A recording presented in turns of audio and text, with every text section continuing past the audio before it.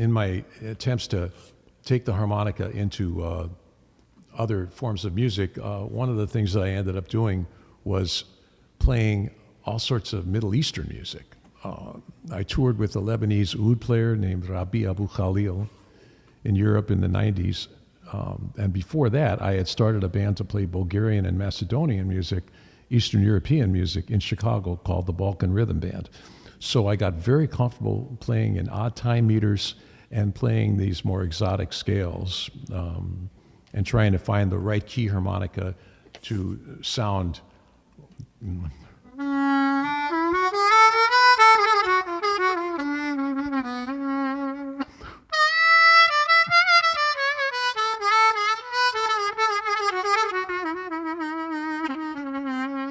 It doesn't even sound like a harmonica, right?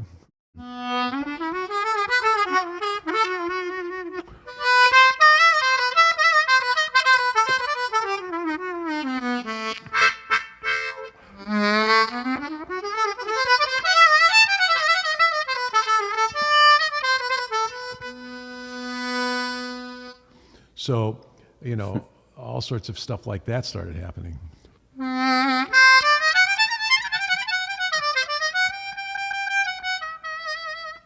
And microtonal inflections.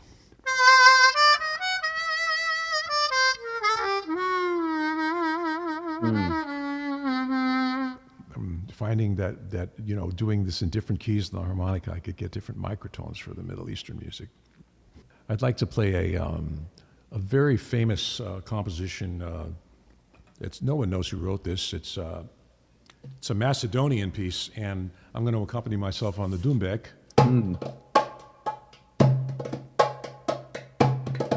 That's in 7/8.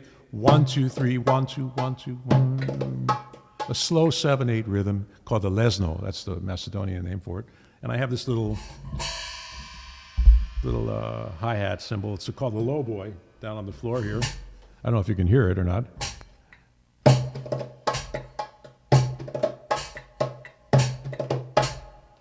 Get moved a little bit. Come back. Come back to me.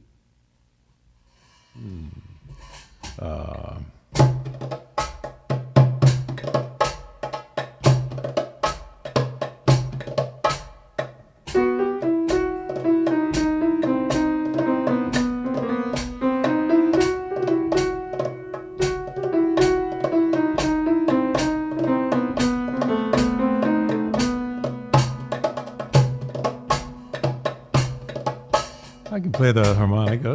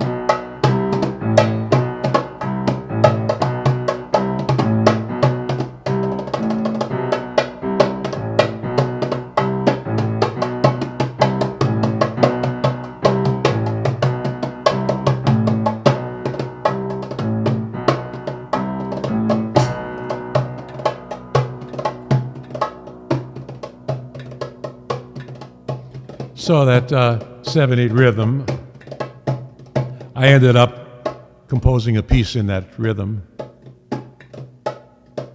as I was riding in a van in northern Italy with Paquito de Rivera touring in the late 80s. And I always wanted to write stuff in these rhythms that didn't have the typical chord changes of Eastern European music, using these scales. So I wrote a tune. I ended up calling it Lumbriga, which was a mispronunciation of something that I heard in another language. And is a...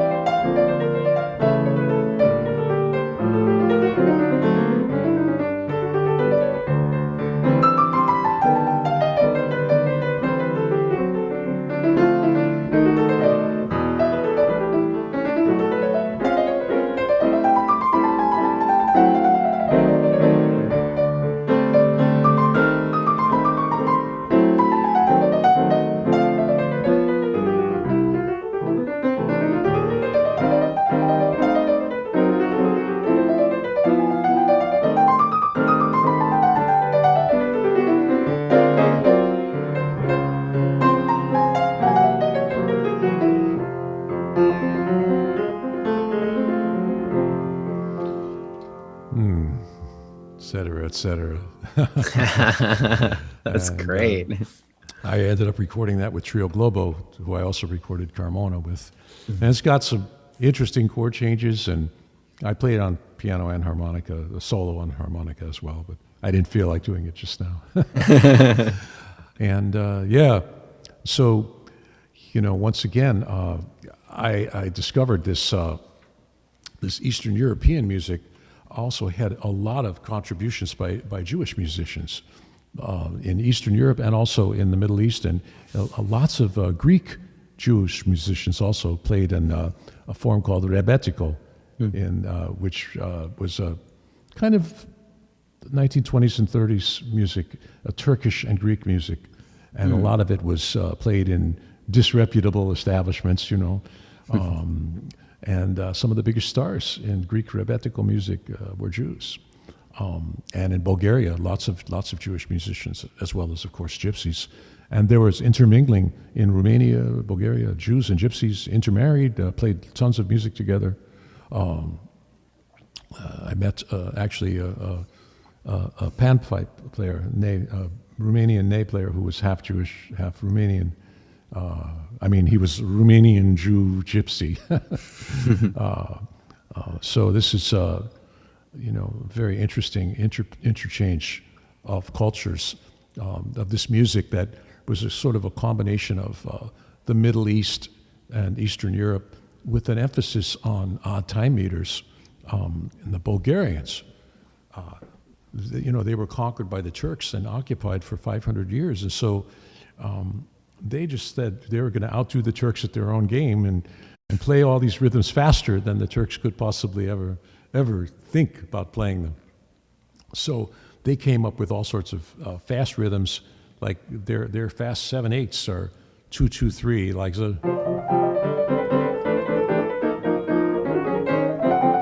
I'm just improvising something.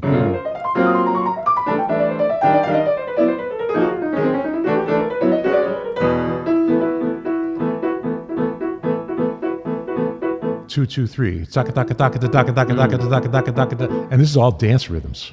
Wow. They dance to them the same way Cubans dance to the rumba. The Bulgarians dance to 5/8.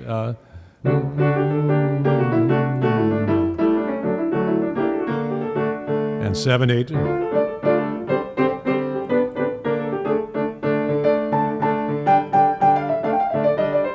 And 9/8.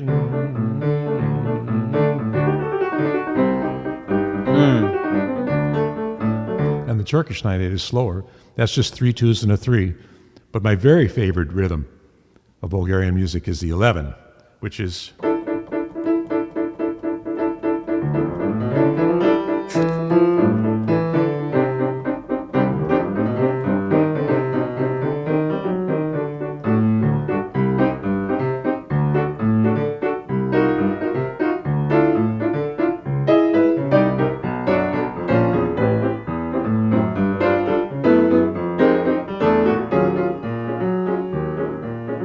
That's 2 2s, a 3 and 2 2s. 1 2 1 2 1 2 3 1 2 1 2. Or quick quick slow quick quick quick quick slow quick quick. Bam bam bam. And you can.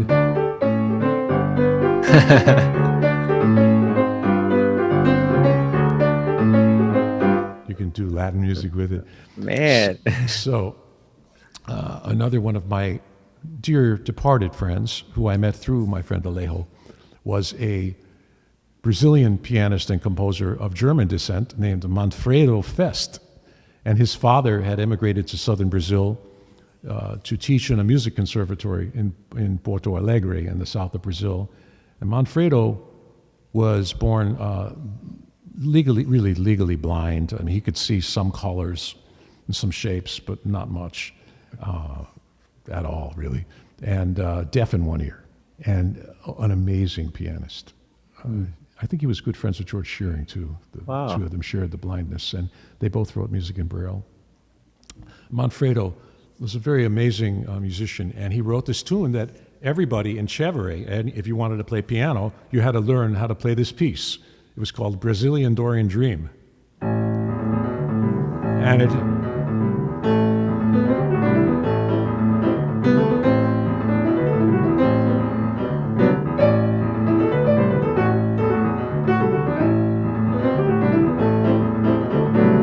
And it involved a lot of coordination, and then it had a bridge. Well,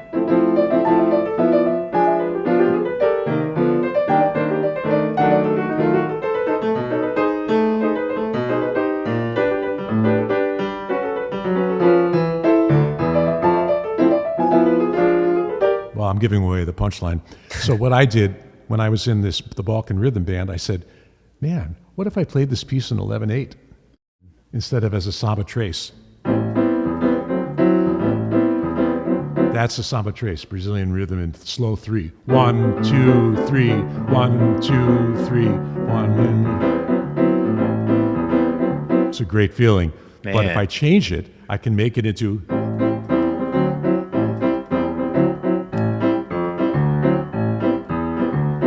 So I did.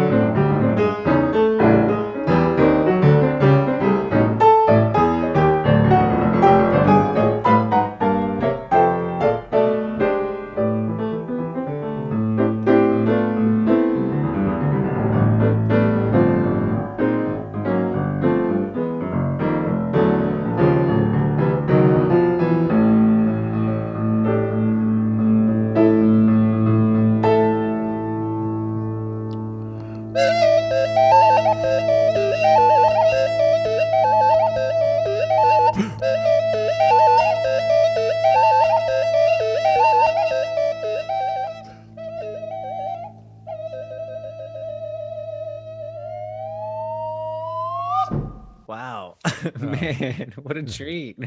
That was wonderful. Thank you. Oh, yeah. Well, once again, one of the most influential Bulgarian jazz musicians in America was this pianist named Milcho Leviev, who played piano with Don Ellis in his big band. And he's the one who introduced Don into all those odd time meters. Wow. You know, Bulgarian bulge and all that stuff, and you know, all those things that Don did and all the different meters. He was really the first, but there's a very, very incredibly lively tradition of Bulgarian musicians extending all of these folk-based forms into very elaborate jazz, still going on today. Oh, yeah. And more and more. We hope you enjoyed today's episode and hope that you'll join us back here next week. As a nonprofit, we can only afford to put on great programming like this thanks to your support. Please visit nerananaharts.org for more information and to learn how to get involved.